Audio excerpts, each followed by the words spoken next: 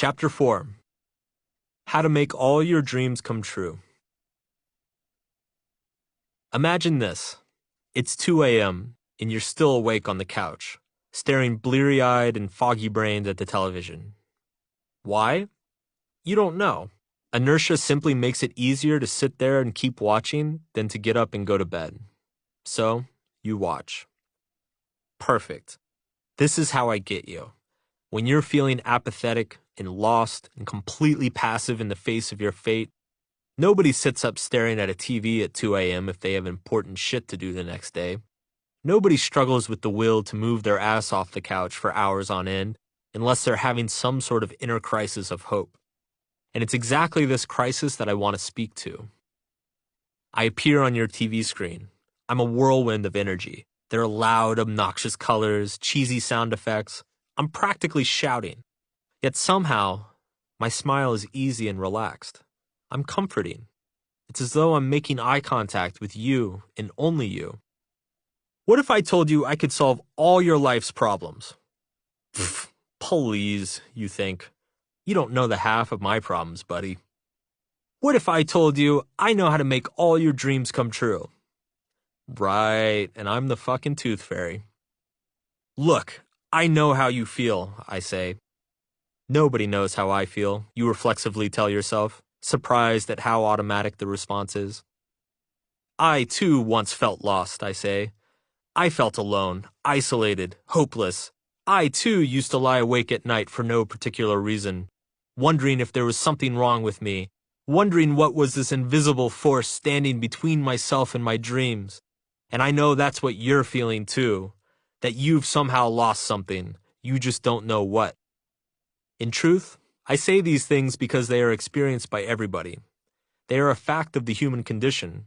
We all feel powerless to equalize with the inherent guilt that comes with our existence. We all suffer and are victimized to varying degrees, especially when we're young. And we all spend a lifetime trying to compensate for that suffering. And in moments of our life when things aren't going so well, this makes us despair.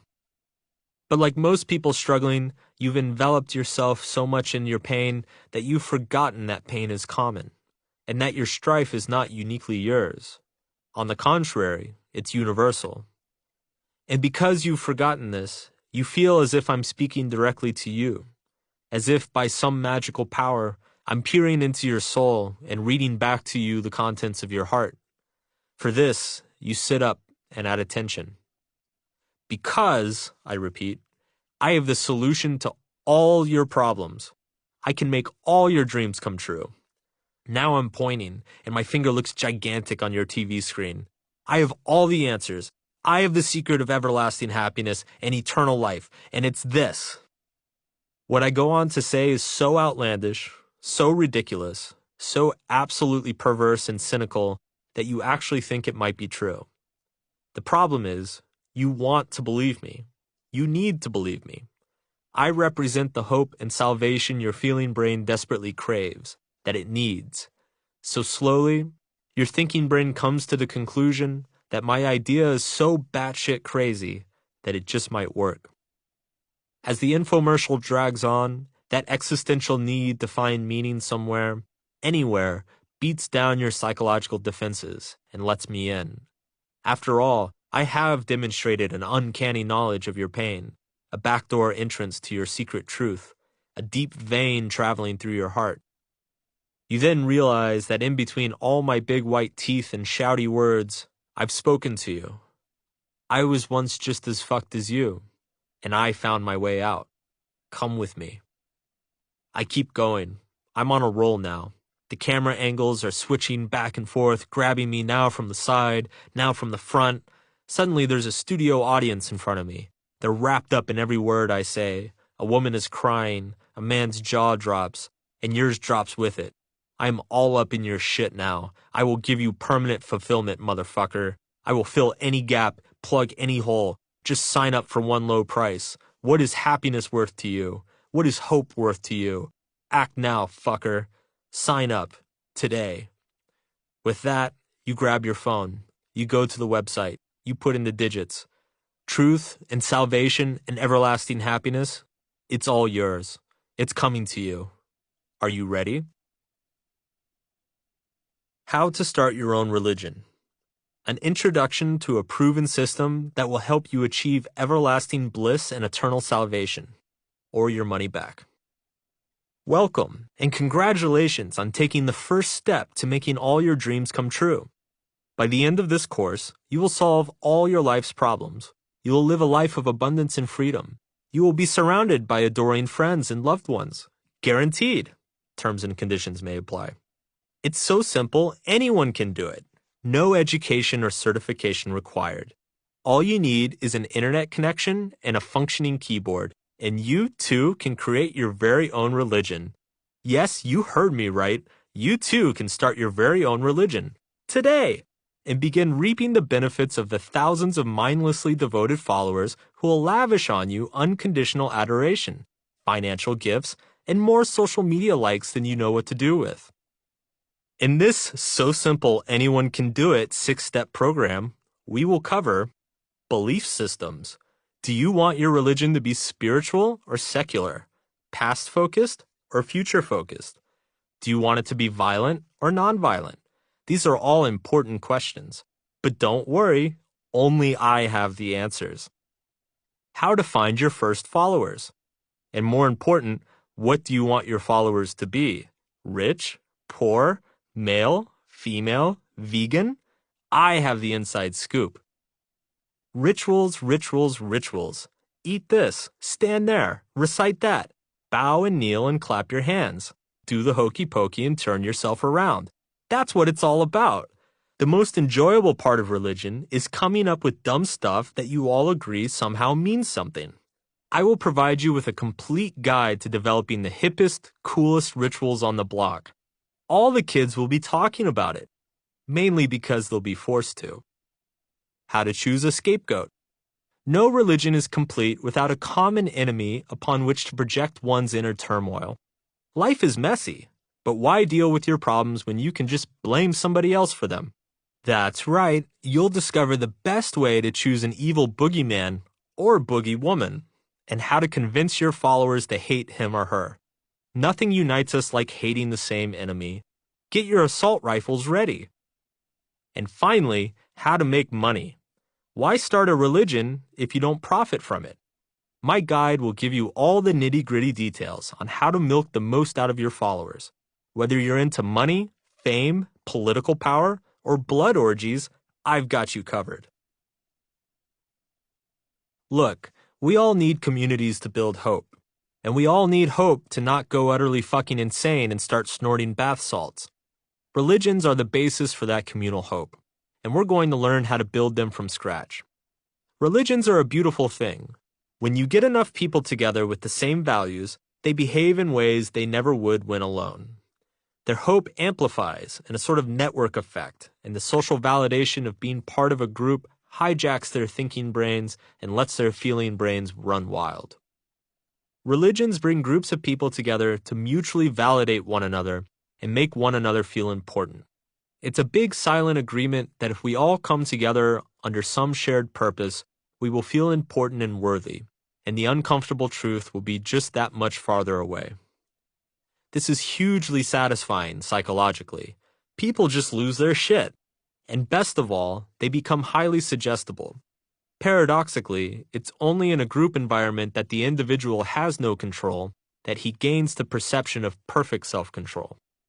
The danger of this immediate access to the feeling brain, though, is that large groups of people tend to do highly impulsive and irrational shit. So on the one hand, people get to feel whole, like they're understood and loved. On the other hand, they sometimes transform into murderous, angry mobs. This guide will take you through the details of establishing your own religion, so you can reap the benefits of thousands of suggestible followers. So let's get started. How to start your own religion. Step 1. Sell hope to the hopeless. I'll never forget the first time someone told me I had blood on my hands. I remember it as if it were yesterday. It was 2005, a sunny, crisp morning in Boston, Massachusetts. I was a university student then and walking to class, minding my own business, when I saw a group of kids holding up pictures of the 9/11 terrorist attacks with captions that read, America deserved it. Now, I don't consider myself the most patriotic person by any stretch of the imagination, but it seems to me that anyone holding such a sign in broad daylight immediately becomes a highly punchable person. I stopped and engaged the kids, asking what they were doing. They had a little table set up, with a smattering of pamphlets on top. One had Dick Cheney with devil's horns drawn on him, and the words mass murderer written beneath. Another had George W. Bush with a Hitler mustache. The students were part of the LaRouche Youth Movement, a group started by the far-left ideologue Lyndon LaRouche in New Hampshire. His acolytes would spend countless hours standing around college campuses in the Northeast, handing out flyers and pamphlets to susceptible college kids. And when I came upon them, it took me all of 10 seconds to figure out what they actually were: a religion. That's right, they were an ideological religion. An anti-government, anti-capitalist, anti-old people, anti-establishment religion. They argued that the international world order, from top to bottom, was corrupt. They argued that the Iraq War had been instigated for no other reason than that Bush's friends wanted more money. They argued that terrorism and mass shootings didn't exist, that such events were simply highly coordinated governmental efforts to control the population. Don't worry, right-wing friends. Years later, they would draw the same Hitler mustaches and make the same claims about Obama. If that makes you feel any better, it shouldn't. What the LaRouche Youth Movement does is pure genius. It finds disaffected and agitated college students, usually young men, kids who are both scared and angry, scared at the sudden responsibility they've been forced to take on, and angry at how uncompromising and disappointing it is to be an adult, and then preach one simple message to them: it's not your fault. Yes, young one, you thought it was mom and dad's fault, but it's not their fault. Nope. And I know you thought it was your shitty professors and overpriced college's fault. Nope, not theirs either. You probably even thought it was the government's fault. Close, but still no. See, it's the system's fault. That grand, vague entity you've always heard about. This was the faith that the LaRouche Youth Movement was selling. If we could just overthrow the system, then everything would be okay. No more war, no more suffering, no more injustice. Remember that in order to feel hope, we need to feel there's a better future out there. Values. We need to feel as though we're capable of getting to that better future, self-control, and we need to find other people who share our values and support our efforts, community. Young adulthood is a period when many people struggle with values, control, and community. For the first time in their lives, kids are allowed to decide who they want to be. Do they want to become a doctor, study business, take a psychology course? The options can be crippling. And the inevitable frustration causes a lot of young people to question their values and lose hope. In addition, young adults struggle with self-control. For the first time in their lives, they don't have some authority figure watching over them 24/7. On the one hand, this can be liberating, exciting. On the other, they are now responsible for their own decisions, and if they kind of suck at getting themselves out of bed on time, going to their classes or a job, and studying enough, it's tough to admit that there's no one to blame but themselves. And finally, young people are particularly preoccupied with finding and fitting into a community. Not only is this important for their emotional development, but it also helps them find and solidify an identity for themselves. People such as Lyndon LaRouche capitalize on lost and aimless young people like this. He gives them a convoluted political explanation to justify how disaffected they feel. He gives them a sense of control and empowerment by outlining a way, supposedly, to change the world. And finally, he gives them a community where they fit in and know who they are. Therefore, he gives them hope. Don't you think this is taking it a little too far?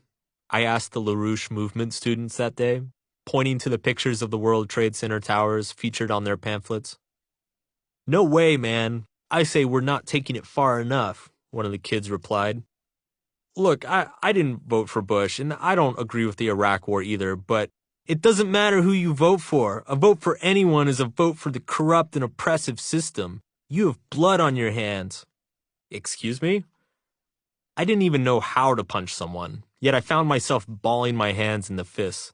Who the fuck did this guy think he was? By participating in the system, you are perpetuating it, the kid continued, and therefore are complicit in the murder of millions of innocent civilians around the world. Here, read this. He shoved a pamphlet at me. I glanced at it, turned it over. That's fucking stupid, I said. Our discussion went on like this for another few minutes. Back then, I didn't know any better. I still thought stuff like this was about reason and evidence, not feelings and values. And values cannot be changed through reason, only through experience. Eventually, after I had gotten good and pissed off, I decided to leave. As I started walking off, the kid tried to get me to sign up for a free seminar. You need to have an open mind, man, he said. The truth is scary. And I replied by shouting as I walked away, a Carl Sagan quote I had once read on an internet forum. I think your mind is so open your brain fell out. I felt smart and smug. He presumably felt smart and smug. No minds were changed that day. We are the most impressionable when things are at their worst. When our life is falling apart, it signifies that our values have failed us, and we're grasping in the dark for new values to replace them. One religion falls and opens up space for the next. People who lose faith in their spiritual God will look for a worldly God. People who lose their family will give themselves away to their race, creed, or nation. People who lose faith in their government or country will look to extremist ideologies to give them hope. There's a reason that all major religions in the world have a history of sending missionaries to the poorest and most destitute corners of the globe. Starving people will believe anything if it will keep them fed. For your new religion, it's best to start preaching your message to people whose lives suck the most. The poor, the outcasts, the abused and forgotten. You know, people who sit on Facebook all day. Jim Jones built his following by recruiting the homeless and marginalized minorities with a socialist message minced with his own demented take on Christianity. Hell, what am I saying? Jesus Christ did the same damn thing. Buddha, too. Moses, you get the idea. Religious leaders preached to the poor and downtrodden and enslaved, telling them that they deserved the kingdom of heaven. Basically an open fuck you to the corrupt elites of the day. It's a message that's easy to get behind. Today, appealing to the hopeless is easier than ever before. All you need is a social media account. Start posting extreme and crazy shit, and let the algorithms do the rest. The crazier and more extreme your posts, the more attention you'll garner, and the more the hopeless will flock to you, like flies to cow shit. It's not hard at all. But you can't just go online and say anything. No, you must have a semi-coherent message. You must have a vision, because it's easy to get people riled up and angry about nothing. The news media have created a whole business model out of it. But to have hope, people need to feel that they are part of some greater movement, that they are about to join the winning side of history. And for that, you must give them faith. How to start your own religion. Step 2. Choose your faith. We must all have faith in something. Without faith, there is no hope. Non-religious people bristle at the word faith, but having faith is inevitable. Evidence and science are based on past experience. Hope is based on future experience. And you must always rely on some degree of faith that something will occur again in the future. You pay your mortgage because you have faith that money is real, and credit is real, and a bank taking all your shit is real. You tell your kids to do their homework because you have faith that their education is important, that it will lead them to their becoming happier, healthier adults. You have faith that happiness exists and is possible. You have faith that living longer is worth it, so you strive to stay safe and healthy. You have faith that love matters, that your job matters, that any of this matters. So there's no such thing as an atheist. Well, sorta. Depends what you mean by atheist. My point is that we must all believe, on faith, that something is important. Even if you're a nihilist, you are believing, on faith, that nothing is more important than anything else. So in the end, it's all faith. The important question, then, is faith in what? What do we choose to believe? Whatever our feeling brain adopts as its highest value, This tippy top of our value hierarchy becomes the lens through which we interpret all other values. Let's call this highest value the God value. Some people's God value is money. These people view all other things, family, love, prestige, politics, through the prism of money. Their family will love them only if they make enough money. They will be respected only if they have money. All conflict, frustration, jealousy, anxiety, everything boils down to money. Other people's God value is love. They view all other values through the prism of love.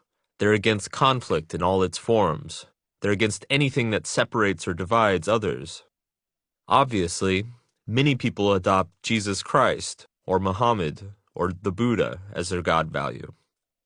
They then interpret everything they experience through the prism of that spiritual leader's teachings. Some people's God value is themselves, or rather, their own pleasure and empowerment. This is narcissism, the religion of self-aggrandizement. These people place their faith in their own superiority and deservedness. Other people's God value is another person. This is often called codependence. These people derive all hope from their connection with another individual and sacrifice themselves in their own interests for that individual. They then base all their behavior, decisions, and beliefs on what they think will please that other person, their own little personal God. This typically leads to really fucked up relationships with, you guessed it, narcissists. After all, the narcissist's God value is himself, and the codependent's God value is fixing and saving the narcissist. So it kind of works out in a really sick and fucked up way. But not really. All religions must start with a faith-based God value. Doesn't matter what it is. Worshipping cats, believing in lower taxes, never letting your kids leave the house. Whatever it is a faith-based value that this one thing will produce the best future reality, and therefore gives the most hope. We then organize our lives and all other values around that value. We look for activities that enact that faith, ideas that support it, and most important, communities that share it. It's around now that some of the more scientifically minded readers start raising their hands and pointing out that there are these things called facts, and there is ample evidence to demonstrate that facts exist, and we don't need to have faith to know that some things are real. Fair enough, but here's the thing about evidence. It changes nothing. Evidence belongs to the thinking brain, whereas values are decided by the feeling brain. You cannot verify values. They are, by definition, subjective and arbitrary. Therefore, you can argue about facts until you're blue in the face, but ultimately, it doesn't matter. People interpret the significance of their experiences through their values.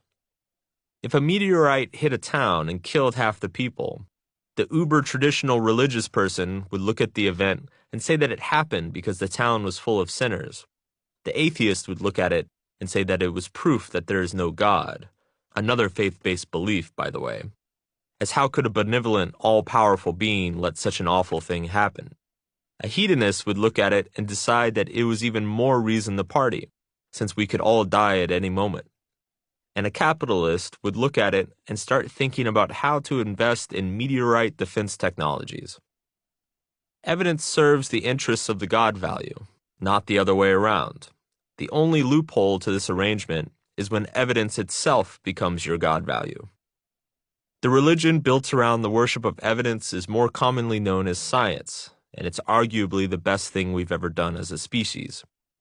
But we'll get to science and its ramifications in the next chapter. My point is that all values are faith-based beliefs. Therefore, all hope, and therefore all religions, are also based on faith. Faith that something can be important and valuable and right, despite the fact that there will never be a way to verify it beyond all doubt. For our purposes, I've defined 3 types of religions, each type based on a different kind of God value. Spiritual religions. Spiritual religions draw hope from supernatural beliefs, or belief in things that exist outside the physical or material realm. These religions look for a better future outside this world and this life. Christianity, Islam, Judaism, animism, and Greek mythology are examples of spiritual religions. Ideological religions. Ideological religions draw hope from the natural world. They look for salvation and growth and develop faith-based beliefs regarding this world and this life. Examples include capitalism, communism, environmentalism, liberalism, fascism, and libertarianism. Interpersonal religions. Interpersonal religions draw hope from other people in our lives.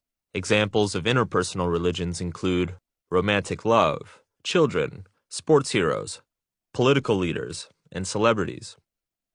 Spiritual religions are high risk, high reward. They require, by far, the most skill and charisma to get going. But they also pay off the most in terms of follower loyalty and benefits.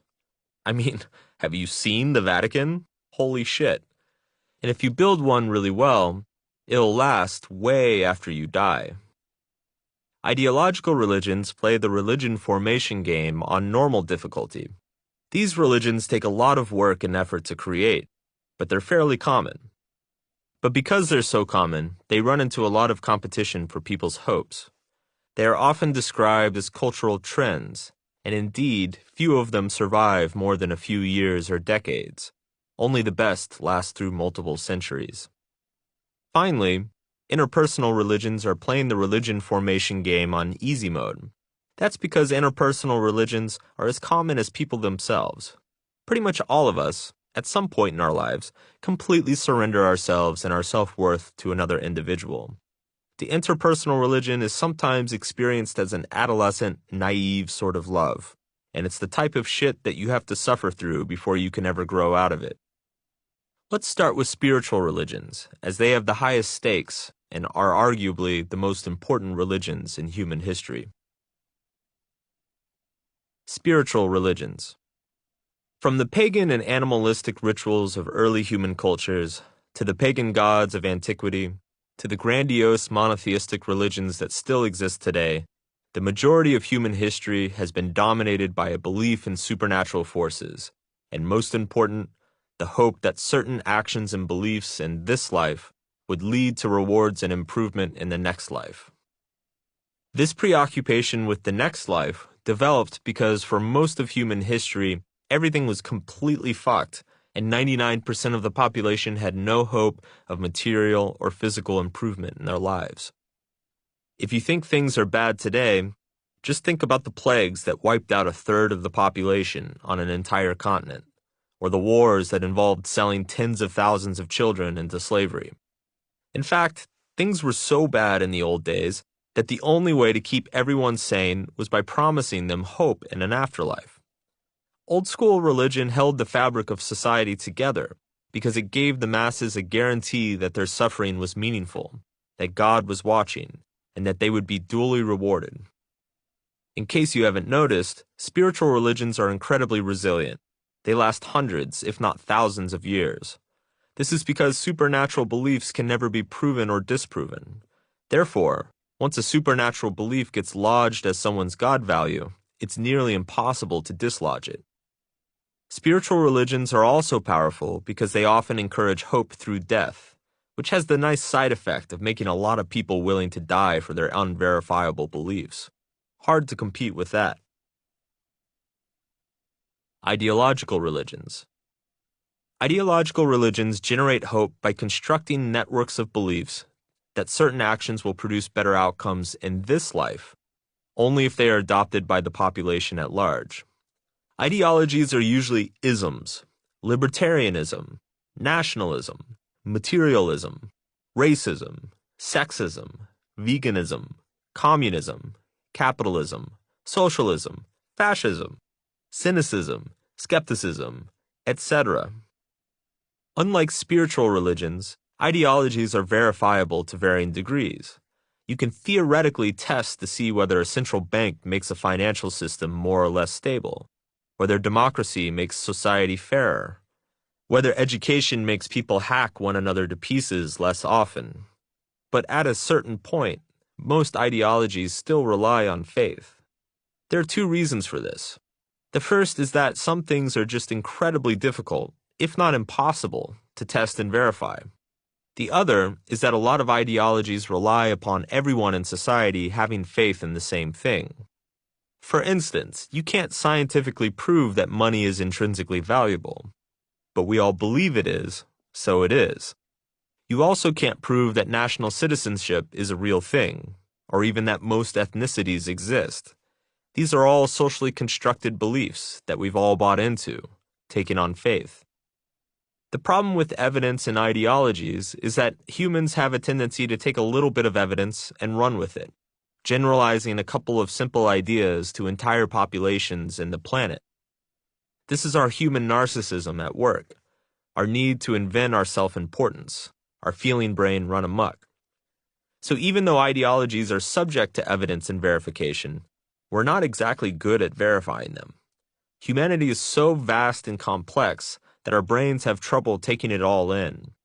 There are too many variables, so our thinking brains inevitably take shortcuts to maintain some otherwise shitty beliefs. Bad ideologies such as racism or sexism persist due to ignorance far more than malice. And people hold on to those bad ideologies because, sadly, they offer their adherents some degree of hope. Ideological religions are difficult to start, but they are far more common than spiritual religions. All you have to do is find some reasonable-sounding explanation for why everything is fucked, and then extrapolate that across wide populations in a way that gives people some hope. And voila, you have yourself an ideological religion. If you've been alive for more than 20 years, surely you've seen this happen a few times by now. In my lifetime alone, there have been movements in favor of LGBTQ rights, stem cell research, and decriminalizing drug use. In fact, a lot of what everyone is losing their shit about today is the fact that traditionalist, nationalist, and populist ideologies are winning political power across much of the world, and these ideologies are seeking to dismantle much of the work accomplished by the neoliberal, globalist, feminist, and environmentalist ideologies of the late 20th century. Interpersonal religions. Every Sunday, millions of people come together to stare at an empty green field. The field has white lines painted on it. These millions of people have all agreed to believe, on faith, that these lines mean something important. Then, dozens of strong men or women plod onto the field, line up in seemingly arbitrary formations, and throw or kick around a piece of leather. Depending on where this piece of leather goes and when, one group of people cheers, and the other group of people gets really upset. Sports are a form of religion. They are arbitrary value systems designed to give people hope. Hit the ball here, and you're a hero.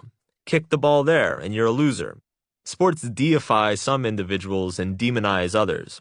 Ted Williams is the best baseball hitter ever, and therefore, according to some, an American hero, an icon, a role model.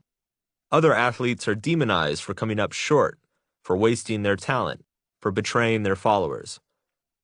Yet there is an even grander example of interpersonal religion than sports: politics. Across the world, we come together under a similar set of values and decide to bestow authority, leadership, and virtue onto a small number of people. We usually pick our leaders because they reflect our values, but the result is the same. Some people are exalted, worshipped, and praised over others. Like the lines on a football field, political systems are entirely made up. The positions of power exist due only to the faith of the population. And whether it's a democracy or a dictatorship, the result is the same. A small group of leaders is idolized and exalted, or demonized in the social consciousness. Interpersonal religions give us hope that another human being will bring us salvation and happiness, that one individual or group of individuals is superior to all others. Interpersonal religions are sometimes combined with supernatural beliefs and ideological beliefs, resulting in pariahs, martyrs, heroes, and saints. Many of our interpersonal religions develop around our leaders, a charismatic president or celebrity who seems to understand everything we go through, can approach the level of a God value in our eyes. And much of what we deem right or wrong is filtered through what is good or bad for our dear leader. Fandom, in general, is a low-level kind of religion. Fans of Will Smith or Katy Perry or Elon Musk follow everything that person does, hang on every word he or she says, and come to see him or her as blessed or righteous in some way. The worship of that figure gives the fan hope of a better future, even if it's in the form of something as simple as future films, songs, or inventions. But the most important interpersonal religions are our familial and romantic relationships. The beliefs and emotions involved in these relationships are evolutionary in nature, but they are faith-based all the same. Each family is its own mini church, a group of people who, on faith, believe that being a part of the group will give their lives meaning, hope, and salvation. Romantic love, of course, can be a quasi-spiritual experience. We seem to lose ourselves in someone we have fallen for, spinning all sorts of narratives about the cosmic significance of the relationship. For better or worse, modern civilization has largely alienated us from these small interpersonal religions and tribes, and replaced them with large nationalist and internationalist ideological religions. This is good news for you and me, fellow religion builder, as we don't have as many intimate bonds to cut through to get our followers emotionally attached to us, because, as we'll see, religion is all about the emotional attachments, and the best way to build those attachments is to get people to stop thinking critically. How to start your own religion. Step 3. Preemptively invalidate all criticism or outside questioning. Now that your fledgling religion has its core tenets of faith, you need to find a way to protect that faith from the inevitable criticism that will be flung its way. The trick is to adopt a belief that creates a self-reinforcing us versus them dichotomy. That is, create a perception of us versus them in such a way that anyone who criticizes or questions us immediately becomes a them. This sounds difficult, but is actually quite easy. Here are some examples. If you don't support the war, then you support the terrorists. God created science to test our faith in God. Therefore, anything that contradicts the Bible is merely a test of our faith in God. Anyone who criticizes feminism is sexist. Anyone who criticizes capitalism is a communist. Anyone who criticizes the president is a traitor. Anyone who thinks Kobe Bryant was better than Michael Jordan is really bad at basketball. Therefore, any opinion they hold about basketball is invalid. The point of these false us versus them dichotomies is to cut off at the knees any reasoning or discussion before your followers start questioning their beliefs. These false us versus them dichotomies have the added benefit of always presenting the group with a common enemy. Common enemies are hugely important. I know we all like to think that we'd prefer to live in a world of perfect peace and harmony, but honestly, such a world wouldn't last for more than a few minutes. Common enemies create unity within our religion. Some sort of scapegoat, whether justified or not, is necessary to blame for our pain and maintain our hope. Us versus them dichotomies give us the enemies we all desperately crave. After all, you need to be able to paint a really simple picture for your followers. There are those who get it and those who do not get it. Those who get it are going to save the world. Those who do not get it are going to destroy it. End of discussion. Whatever it is depends on whatever belief you're trying to sell. Jesus, Muhammad, libertarianism, gluten-free diets, intermittent fasting, sleeping in hyperbaric chambers and living off popsicles. Also, it's not enough to tell your followers that non-believers are bad. You must demonize them. They are the downfall of everything that is good and holy. They ruin everything. They are fucking evil. You must then convince your followers that it is of the utmost importance that everyone who does not get it be stopped, no matter what. People are either near the top of the value hierarchy or at the bottom. There are no in-betweeners in our religion. The more fear, the better. Lie a little bit if you have to. Remember, people instinctually want to feel as though they're fighting a crusade, to believe that they are the holy warriors of justice and truth and salvation. So, say whatever you need to say. Get them to feel that self-righteousness to keep the religion going. This is where conspiracy theories come in handy. It's not just that vaccines cause autism, it's that the medical and pharmaceutical industries are getting rich by destroying everyone's families. It's not just that pro-choicers have a different view on the biological status of a fetus. It's that they're soldiers sent by Satan to destroy good Christian families. It's not just that climate change is a hoax. It's that it's a hoax created by the Chinese government to slow the U.S. economy and take over the world. How to start your own religion. Step 4. Ritual sacrifice for dummies. It's so easy, anyone can do it. Growing up in Texas, Jesus and football were the only gods that mattered. And while I learned to enjoy football despite being terrible at it, the whole Jesus thing never made a lot of sense to me. Jesus was alive, but then he died, but then he was alive again, then he died again, and he was a man, but he was also God, and now he's a kind of man-God spirit thing that loves everyone eternally, except maybe gay people, depending on who you ask. It all struck me as kind of arbitrary, and I felt, how do I say this?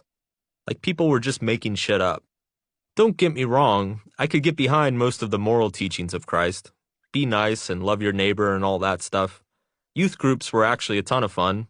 Jesus Camp is maybe the most underrated summer activity of all time. And the church usually had free cookies hiding somewhere, in some room, every Sunday morning, which when you're a kid is exciting. But if I'm being totally honest, I didn't like being a Christian. And I didn't like it for a really dumb reason. My parents made me wear lame dress clothes. That's right, I questioned my family's faith and went atheist at age 12 over kitty suspenders and bow ties. I remember asking my dad, if God already knows everything and loves me no matter what, why does he care what I wear on Sundays? Dad would shush me. But Dad, if God will forgive us our sins no matter what, why not just lie and cheat and steal all the time? Another shush. But Dad... The church thing never really panned out for me. I was sneaking 9 Inch Nails t-shirts into Sunday school before my balls had completely dropped. And a couple years later, I struggled my way through my first Nietzsche book. From there, it was all downhill. I started acting out. I bailed on Sunday school to go smoke cigarettes in the adjoining parking lot. It was over. I was a little heathen. The open questioning and skepticism eventually got so bad that my Sunday school teacher took me aside one morning and made me a deal. He'd give me perfect marks in our confirmation class and tell my parents I was a role model student as long as I stopped questioning the logical inconsistencies of the Bible in front of all the other kids. I agreed. This probably won't surprise you, but I'm not very spiritual. No supernatural beliefs for me, thank you. I get a sick pleasure from chaos and uncertainty. This, unfortunately, has condemned me to a life of struggle with the uncomfortable truth, but it's a situation I've come to accept about myself. Now that I'm older, though, I get the whole dress up for Jesus thing. Despite what I thought at the time, it wasn't about my parents, or God, torturing me. It was about respect. And not to God, but to the community, to the religion. Dressing up on Sunday is about virtue signaling to the other churchgoers. This Jesus stuff is serious business. It's part of the us versus them dynamic. It signals that you're an us, and that you should be treated as such. And then there are the robes. Ever notice that the most important moments in life are always accompanied by somebody in a robe? Weddings, graduations, funerals, court hearings, judicial committee hearings, open heart surgeries, baptisms, and yes, even church sermons. I first noticed the robe thing when I graduated from college. I was hungover and on about 3 hours sleep when I stumbled to my seat for commencement.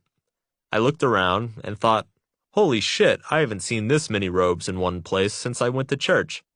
Then I looked down and to my horror, realized that I was one of them. The robe, a visual cue signaling status and importance, is part of the ritual thing. And we need rituals because rituals make our values tangible. You can't think your way toward valuing something. You have to live it. You have to experience it. And one way of making it easier for others to live and experience a value is to make up cute outfits for them to wear and important sounding words for them to say. In short, to give them rituals. Rituals are visual and experiential representations of what we deem important. That's why every good religion has them. Remember, Emotions are actions. The two are one and the same. Therefore, to modify or reinforce the feeling brain's value hierarchy, you need some easily repeatable yet totally unique and identifiable action for people to perform. That's where the rituals come in. Rituals are designed to be repeated over a long period of time, which only lends them an even greater sense of importance. After all, it's not often you get to do the exact same thing that people 500 years ago did. That's some heavy shit.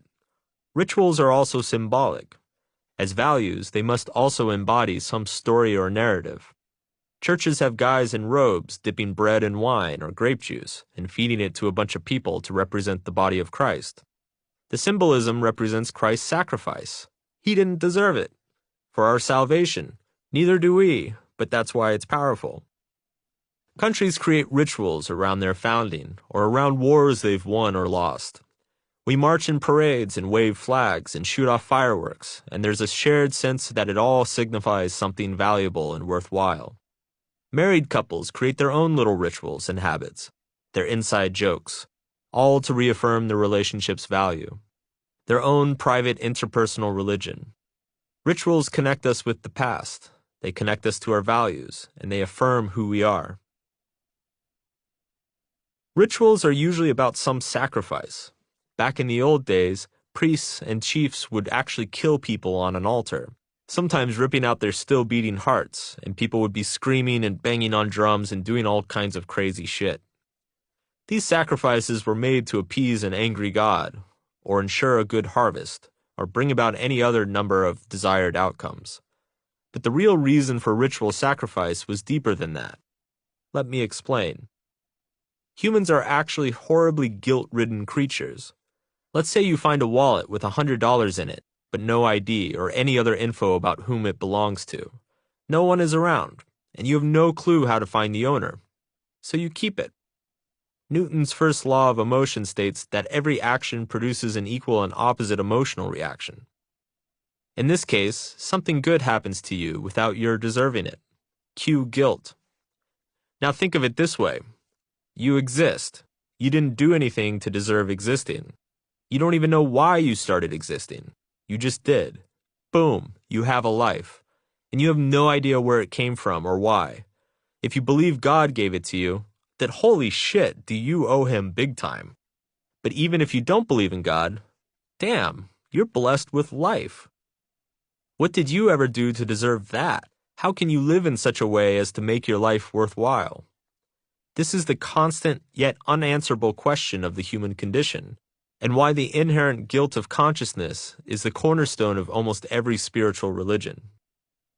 The sacrifices that pop up in ancient spiritual religions were enacted to give their adherents a feeling of repaying that debt, of living that worthwhile life. Though back in the day, they'd actually sacrifice human beings, a life for a life, eventually people smartened up and realized that you could symbolically sacrifice a life, Jesus's or whoever's, for the salvation of all mankind. That way, we didn't have to keep cleaning blood off the altar every other day. And the flies, don't even get me started on the flies. Most religious practices are developed for the alleviation of guilt. You could even say that that's really all prayer is, miniature episodes of guilt alleviation. You don't pray to God to say, fuck yeah, I'm awesome. No, prayer is like a gratitude journal before there were gratitude journals. Thanks, God, for letting me exist, even though it sucks to be me sometimes. I'm sorry I thought and did all those bad things. Boom, sense of guilt absolved, at least for a while. Ideological religions handle the guilt question far more efficiently than spiritual ones. Nations direct people's feelings of existential guilt towards service. Our country gave you these opportunities, so put on a damn uniform and fight to protect them. Right-wing ideologies usually perceive necessary sacrifice in terms of protecting one's family and country. Left-wing ideologies usually see necessary sacrifice as giving up for the greater good of all society. Finally, in interpersonal religions, sacrificing oneself generates a sense of romance and loyalty. Think about marriage. I mean, you stand at an altar and promise to give your life to this other person. We all struggle with the sense that we deserve to be loved. Even if your parents were awesome, you sometimes wonder, wow, why me? What did I do to deserve this? Interpersonal religions have all sorts of rituals and sacrifices designed to make people feel they deserve to be loved. Rings, gifts, anniversaries, wiping the piss off the floor when I miss the toilet. It's the little things that add up to one big thing. You're welcome, honey. How to start your own religion. Step 5. Promise heaven, deliver hell. If you've made it this far in starting your own religion, it means you've assembled a nice group of hopeless people desperately avoiding the uncomfortable truth by studying a bunch of bullshit you've made up, ignoring their friends, and telling their families to fuck off. Now it's time to get serious. The beauty of a religion is that the more you promise your followers salvation, enlightenment, world peace, perfect happiness, or whatever, the more they will fail to live up to that promise. And the more they fail to live up to that promise, and the more they blame themselves and feel guilty, the more they'll do whatever you tell them to do to make up for it. Some people might call this the cycle of psychological abuse, but let's not let such terms ruin our fun. Pyramid schemes do this really well. You give a scumbag some money for a bunch of products you don't want or need, and then you spend the next 3 months desperately trying to get other people to sign up for the scheme under you, and also buy and sell products nobody wants or needs. And it doesn't work. Then, instead of recognizing the obvious, the product is one big scam, selling a scam to sell more scams, you blame yourself. Because, look, the guy at the top of the pyramid has a Ferrari, and you want a Ferrari, so clearly the problem must be you, right? Fortunately, that guy with the Ferrari has graciously agreed to put on a seminar to help you sell more crap nobody wants to people who will then try to sell more crap nobody wants to more people who will sell it, and so on. And at said seminar, most of the time is spent psyching you up with music and chants and creating an us versus them dichotomy. Winners never give up. Losers believe it won't work for them. And you come away from the seminar really motivated and pumped, but still with no idea how to sell anything, especially crap nobody wants. And instead of getting pissed off at the money-based religion you've bought into, you get pissed off at yourself. You blame yourself for failing to live up to your God value, regardless of how ill-advised that God value is. You can see this same cycle of desperation play out in all sorts of areas. Fitness and diet plans, political activism, self-help seminars, financial planning, visiting your grandmother on a holiday. The message is always the same. The more you do it, the more you're told you need to do it to finally experience the satisfaction you've been promised. Yet that satisfaction never comes. Look, time out for a second. Let me be the one to break the bad news to you. Human pain is like a game of whack-a-mole. Every time you knock down one kind of pain, another one pops up, and the faster you whack them, the faster they come back. The pain may get better, it may change shape, it may be less catastrophic each time, but it will always be there. It's part of us. It is us. A lot of religious spokespeople out there make a lot of money claiming they can beat the pain whack-a-mole game for you, once and for all. But the truth is that there is no end to the pain moles. The faster you hit them, the faster they come back. And that's how all the douche canoes in the religion game stay in business so long. Instead of admitting that the game is rigged, that our human nature is fundamentally designed to generate pain, they blame you for not winning the game. Or worse, they blame some nebulous them. If we could just get rid of them, we'd all stop suffering. Pinky swear. But that doesn't work either. That just transfers the pain from one population to another and amplifies it. Because seriously, if someone really could solve all your problems, they'd go out of business by next Tuesday or get voted out of office next week. Leaders need their followers to be perpetually dissatisfied. It's good for the leadership business. If everything were perfect and great, there'd be no reason to follow anybody. No religion will ever make you feel blissful and peaceful all the time. No country will ever feel completely fair and safe. No political philosophy will solve everyone's problems all the time. True equality can never be achieved. Someone somewhere will always be screwed over.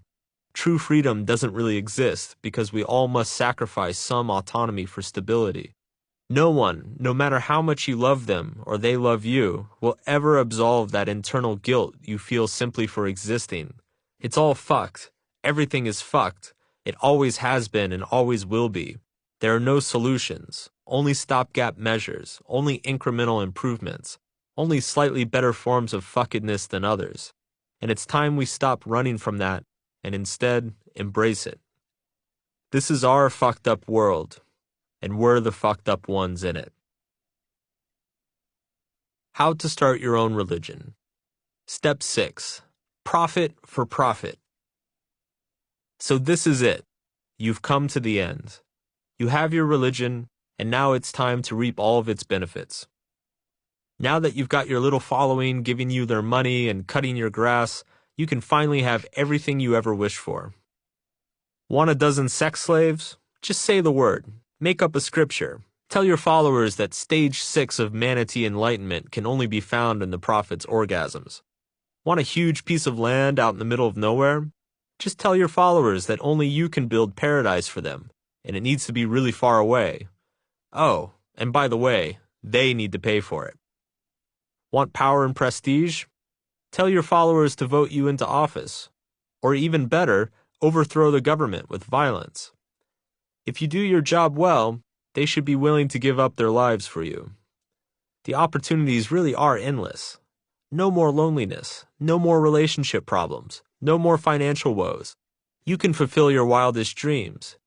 You just have to trample on the hopes and dreams of thousands of others to get there. Yes, my friend, you've worked hard for this. Therefore, you deserve all the benefits without any meddlesome social concerns or pedantic arguments about ethics and whatnot, because that's what you get to do when you start your own religion. You get to decide what is ethical. You get to decide what is right. And you get to decide who is righteous. Maybe this whole start a religion thing makes you squirm. Well, I hate to break it to you, but you're already in one. Whether you realize it or not, you've adopted some group's beliefs and values. You participate in the rituals and offer up the sacrifices. You draw the us versus them lines and intellectually isolate yourself. This is what we all do. Religious beliefs and their constituent tribal behaviors are a fundamental part of our nature. It's impossible not to adopt them. If you think you're above religion, that you use logic and reason, I'm sorry to say, you're wrong. You are one of us. If you think you're well-informed and highly educated, you're not. You still suck. We all must have faith in something. We must find value somewhere. It's how we psychologically survive and thrive. It's how we find hope. And even if you have a vision for a better future, it's too hard to go it alone. To realize any dream, we need support networks for both emotional and logistical reasons. It takes an army, literally. It's our value hierarchies, as expressed through the stories of religion and shared among thousands or millions, that attract, organize, and propel human systems forward in a sort of Darwinian competition. Religions compete in the world for resources, and the religions that tend to win out are those whose value hierarchies make the most efficient use of labor and capital. And as it wins out, more and more people adopt the winning religion's value hierarchy, as it has demonstrated the most value to individuals in the population. These victorious religions then stabilize and become the foundation for culture. But here's the problem. Every time a religion succeeds, every time it spreads its message far and wide and comes to dominate a huge swath of human emotion and endeavor, its values change. The religion's God value no longer comprises the principles that inspired the religion in the first place. Its God value slowly shifts and becomes the preservation of the religion itself, not to lose what it has gained. And this is where the corruption begins. When the original values that define the religion, the movement, the revolution, get tossed aside for the sake of maintaining the status quo. This is narcissism at an organizational level. This is how you go from Jesus to the Crusades, from Marxism to the gulags, from a wedding chapel to divorce court. This corruption of the religion's original values rots away at the religion's following. thus leading to the rising up of newer, reactionary religions that eventually conquer the original one. Then the whole process begins again. In this sense, success is in many ways far more precarious than failure. One, because the more you gain, the more you have to lose. And the more you have to lose, the harder it is to maintain hope. But more importantly, because by experiencing our hopes, we lose them. We see that our beautiful visions for a perfect future are not so perfect, that our dreams and aspirations are themselves riddled with unexpected flaws and unforeseen sacrifices. Because the only thing that can ever truly destroy a dream is to have it come true.